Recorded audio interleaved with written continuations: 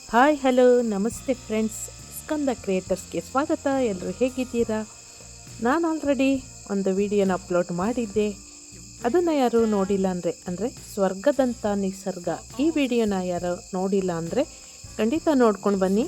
Next ಈ ವಿಡಿಯೋದ ಬಗ್ಗೆ ಅರ್ಥ ಆಗುತ್ತೆ. ಈ ವಿಡಿಯೋ ನೋಡ್ತಾ ಇರೋರು ಯಾರಾದರೂ ಹೊಸದಾಗಿ ನೋಡ್ತಾ ಇದ್ದರೆ ಸಬ್ಸ್ಕ್ರೈಬ್ ಮಾಡಿಕೊಂಡು ನೋಡಿ.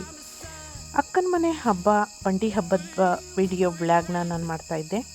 ಇಲ್ಲಿ ಕಳೆದ ವಿಡಿಯೋದಲ್ಲಿ ತೋಟದ ಬಗ್ಗೆ ಎಲ್ಲ ಹೇಳಿದ್ದೆ, ಮತ್ತು ಹಬ್ಬ ಪ್ರಿಪ್ರೇಷನ್ ಹೇಗೆ ನಡೀತಿದೆ ಅಂತ ಹೇಳ್ತಾ ಇದ್ದೆ. ಇಲ್ಲಿ ನೋಡಿ, ಭಟ್ರುಗಳು ಬೆಳಿಗ್ಗೆ ಎದ್ದು ನಾವು ತೋಟ ಎಲ್ಲ ಬಳಸ್ಕೊಂಡು ಬರೋಷ್ಟರಲ್ಲಿ ಭಟ್ರುಗಳು ಹಬ್ಬಕ್ಕೆ ಅಡುಗೆಗೆ ಎಲ್ಲ ಪ್ರಿಪ್ರೇಷನ್ ಜೋರಾಗಿ ಮಾಡಿದರು.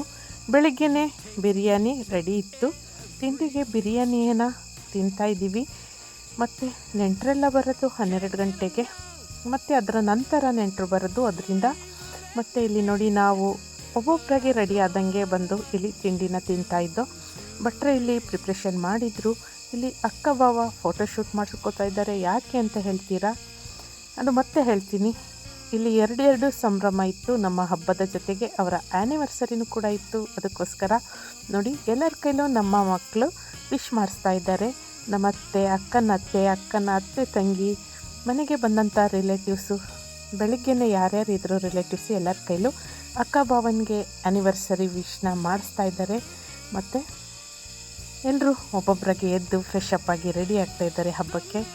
ನಾವಂತೂ ತೋಟ ಎಲ್ಲ ನೋಡ್ಕೊಂಡು ಬಂದು ಬೆಳಿಗ್ಗೆ ಬೇಗನೆ ಪ್ರಿಪ್ರೇಷನ್ ಆದು ಅಂತಲೇ ಹೇಳ್ಬೋದು. ಆದರೆ ಅಜ್ಜಿಯವರೆಲ್ಲ ಏನು ಎಲ್ಲ ಹಬ್ಬಕ್ಕೆ ಹೇಗೆ ತಯಾರಿ ನಡೆದಿದೆ ನೋಡಿಕೊಂಡು ಓಡಾಡ್ತಾಯಿದ್ರು.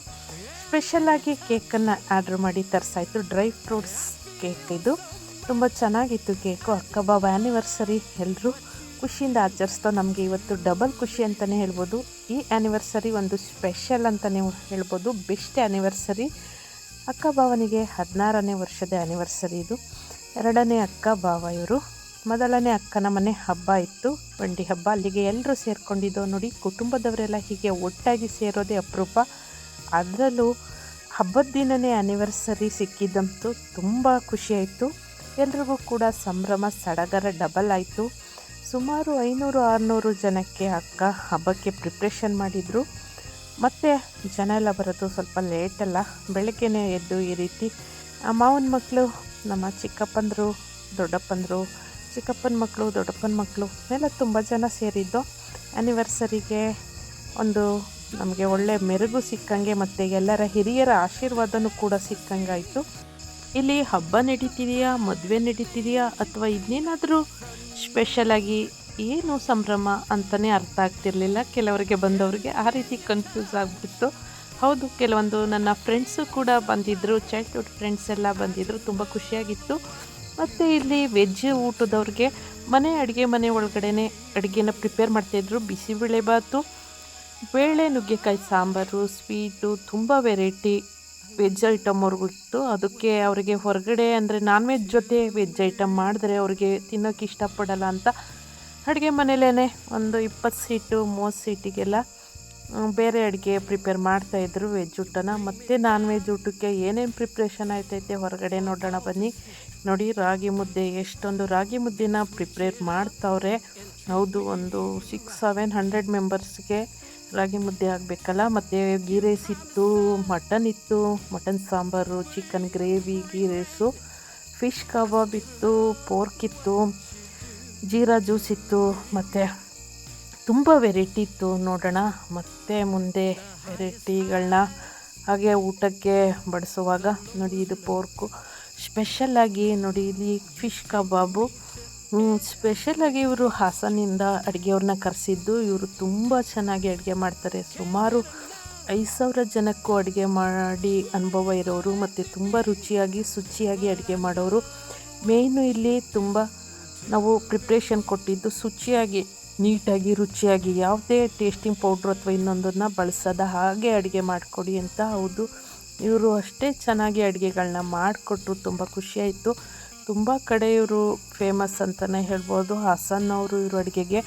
ಮತ್ತು ಇವ್ರು ಹೇಳ್ತಾಯಿದ್ರು, ನಾವು ಏನಕ್ಕೆ ಪ್ರಿಫರೆನ್ಸ್ ಕೊಡ್ತೀವಿ ಅಂದರೆ, ಬಂದು ಜನ ತೃಪ್ತಿಯಾಗಿ ಊಟ ಮಾಡಿ ಚೆನ್ನಾಗಿದೆ ಅಂದರೆ ಅಷ್ಟೇ ಸಾಕು ನಮಗೆ. ಹಾಗಾಗಿ ನಾವು ನೀಟ್ನೆಸ್ನ ಮೇಂಟೈನ್ ಮಾಡ್ತೀವಿ, ಮತ್ತು ರುಚಿನ ನಾವು ಮನೇಲಿ ಈ ಸಾಂಬಾರು ಪೌಡ್ರುಗಳೆಲ್ಲ ಮಾಡ್ಕೊಂಡು ತರೋದು, ಹೊರಗಡೆ ಪೌಡ್ರುಗಳನ್ನ ಯೂಸ್ ಮಾಡಲ್ಲ ಅಂತ ಹೇಳ್ತಾಯಿದ್ರು. ನೋಡಿ chicken gravy, ghee rice, white rice ಎಲ್ಲ ರೆಡಿಯಾಗಿದೆ. ನಿಂಬೆಹಣ್ಣು ಪ್ರತಿಯೊಂದೂ ಅಂದರೆ 12 ಗಂಟೆ ಮೇಲೆ 1 ಗಂಟೆ ಈ ಥರ ಊಟ ಕೊಡೋದು ಅಂತ ಇತ್ತು. ಮಜ್ಜಿಗೆ ಎಲ್ಲ ಬಂದವ್ರಿಗೆ ಕುಡಿಯೋಕ್ಕೆ ಮಜ್ಜಿಗೆ ಮತ್ತು ಪಾರ್ಟಿಗೆಲ್ಲ ಪ್ರಿಪ್ರೇಷನ್ ಇತ್ತು. ಇಲ್ಲಿ ಒಳಗಡೆನೂ ಕೂಡ ನೋಡಿ ನುಗ್ಗೆಕಾಯಿ ಬೇಳೆ ಸಾಂಬಾರು, ಬಿಸಿಬೇಳೆ ಬಾತು, ಅವರಿಗೆ ರೈಸು ಸಪ್ರೇಟು ಎಲ್ಲ ಒಳಗಡೆ ರೆಡಿ ಆಗ್ತಿದೆ. ನೋಡಿ ಗ್ರೇವಿ, ಚಿಕನ್ ಗ್ರೇವಿ, ಮಟನ್ ಸಾಂಬಾರಂತೂ ಸೂಪರಾಗಿ ಮಾಡಿದರು. ಇಲ್ಲಿ 4 ಮರಿನ ಕಡ್ದಿದ್ರು, ಅಂದರೆ 4 ನಾಟಿ ಮರಿಗಳನ್ನ ಕಡ್ದು ಇಲ್ಲಿ ಮಟನ್ ಸಾಂಬಾರನ್ನ ಮಾಡಿಸಿದ್ದು. ತುಂಬ ಚೆನ್ನಾಗಿತ್ತು ಸಾಂಬಾರು. ಬಂದವರೆಲ್ಲ ಊಟದ ಬಗ್ಗೆ ತುಂಬ ಚೆನ್ನಾಗಿತ್ತು ಅಂತ ಕಮೆಂಟ್ ಮಾಡಿದ್ರು. ಊಟಕ್ಕೂ ಜೀರಾ ಜ್ಯೂಸು ಮತ್ತು ಎಲೆ ಅಡಿಕೆ ಹಾಕೋಕ್ಕೆ, ಎಲೆ ಅಡಿಕೆ ತಿಂತಾರೆ ಎಲ್ಲರೂ. ನಾನ್ ವೆಜ್ ಅಂದರೆ ಆಲ್ಮೋಸ್ಟು ತಾಂಬೂಲ ತಿನ್ನಬೇಕು ಅನಿಸುತ್ತೆ ಲಾಸ್ಟಲ್ಲಿ, ಬಾಳೆಹಣ್ಣು ತಿಂದಾದಮೇಲೆ. ಅದಕ್ಕೋಸ್ಕರ ಬೀಡನ್ನು ಕೂಡ ರೆಡಿ ಮಾಡಿಸಿದ್ಲು ಅಕ್ಕ. ಪ್ರತಿಯೊಂದೂ ನೀಟಾಗಿ ಪ್ರಿಪ್ರೇಷನ್ ಮಾಡಿದರು. ನೋಡಿ ತುಂಬ ಚೆನ್ನಾಗಿ.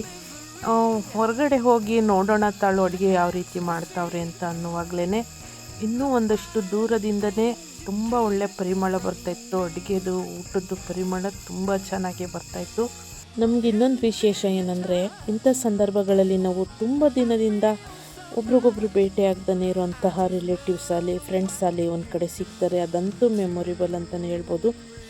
ಸದ್ಯಕ್ಕೆ ಮಳೆ ಒಂದಿರಲಿಲ್ಲ, ಮಳೆ ಬರೋವಂಥ ಸೂಚನೆ ಇತ್ತು, ಆದರೂ ಕೂಡ ಮಳೆ ಬರಲಿಲ್ಲ. ಇಷ್ಟೆಲ್ಲ ಅಡುಗೆ ಎಲ್ಲ ಮಾಡಿ ಬರೋರಿಗೆ, ಅಂದರೆ ಕಾರಲ್ಲೆಲ್ಲ ಬರೋರಿಗೆ ಅಷ್ಟು ತೊಂದರೆ ಆಗೋಲ್ಲ. ಇಲ್ಲೆಲ್ಲ ಶಾಮಿಯಾನ ಎಲ್ಲ ಹಾಕಿ ಊಟಕ್ಕೂ ಏನು ತೊಂದರೆ ಆಗ್ದಂಗೆ ಎಲ್ಲ ವ್ಯವಸ್ಥೆ ಮಾಡಿದರು. ಆದರೆ ಬೈಕಲ್ಲಿ ಮತ್ತು ಬಸ್ಗೆ ಈ ರೀತಿ ಬರೋರು ಇರ್ತಾರೆ ಪಾಪ, ಅಂಥವ್ರಿಗೆಲ್ಲ ತುಂಬ ತೊಂದರೆ ಆಗ್ತಿತ್ತು. ಸದ್ಯಕ್ಕೆ ಅದೃಷ್ಟಕ್ಕೆ ಮಳೆ ಅಂತೂ ಬರಲಿಲ್ಲ, ಎಲ್ಲ ತೃಪ್ತಿಯಾಗಿ ಊಟ ಮಾಡಿ ಹೋದರು. ಅದೇ ಒಂದು ಖುಷಿಯಾಯಿತು.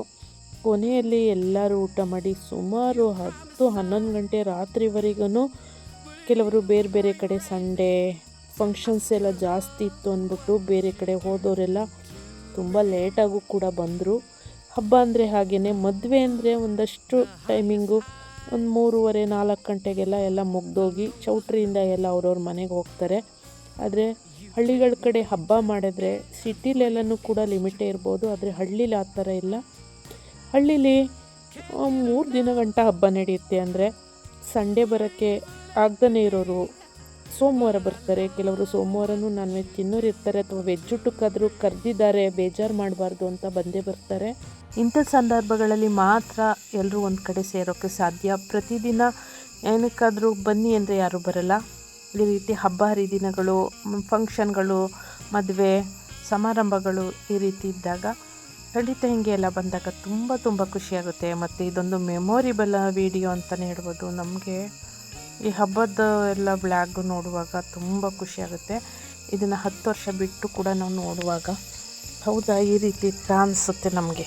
ನಾವು ಕೂಡ ನಮ್ಮ ಫ್ರೆಂಡ್ಸು, ರಿಲೇಟಿವ್ಸ್ ಎಲ್ಲ ನಾವು ಇನ್ವೈಟ್ ಮಾಡಿದ್ದು, ಅವರು ಕೂಡ ಕರೆದಿದ್ರು. ನೋಡಿ ಊಟದ ಮೆನು ನೋಡೋಣ. ಬಾಳೆದೆಲೆ ಊಟ.